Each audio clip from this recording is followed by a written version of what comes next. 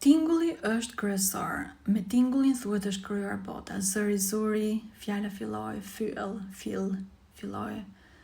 Dhe tingulli pra është kryesori. Për shembull, tingujt e balenës, zëri i balenës brenda oqeanit apo në det, është shumë e rëndësishme sepse ajo thuhet sipas detyrisë vedike, tingulli i balenës mbajnë gjallë tektonikat e tokës. Tektonik do thot nga tek, tok, dhe kur tektonikat e tokës, pra shtresat e tokës, nuk janë në balans, ndodhin tërmete, vulkane, gjëra tjera.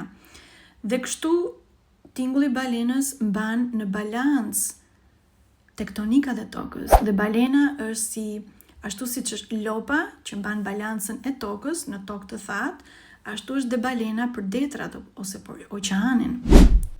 Thuhet që sipas historisë së Vedave edhe pyet ekosistemet janë krijuar nga qenie të larta sigurisht, sipas historisë vedike që quhen rishi. Dhe zojsht, për shembull, frekuencat e zërit të cicërimat e zojgjve, këngët e zojgjve mbajnë gjallë, si thuash, ekosistemin. Fjala ekosistem do thot eko, tingull, ashtu si tingulli i balenës në detra, kemi zërin ekon, do me thënë zërin e zojgjve. Dhe zojgjt mbajnë gjallë, si thuash, ekosistemin.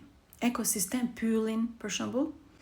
Dhe në qoftë se njerëzit nuk janë në harmoni, zojgjt, pula, gjeli që bën tingullin, do me thënë ato mbajnë janë pjesë e natyrës, dhe në qoftë se neve i therim dhe nuk jemi i keq trajtojmë për kafshët që janë absolutisht të lidhur, tingujt e tyre janë të lidhur me ekosistemin, eko, të thot eko, tingulli pra që kafshët krijojnë, ata janë me natyrën dhe janë të nevojshme në natyrë. Nëse njeriu ndërhyn dhe prish ekosistemin, njeriu është absolutisht rebel kundra natyrës, do thotë është kundra ligjeve hyjnore të multiversit.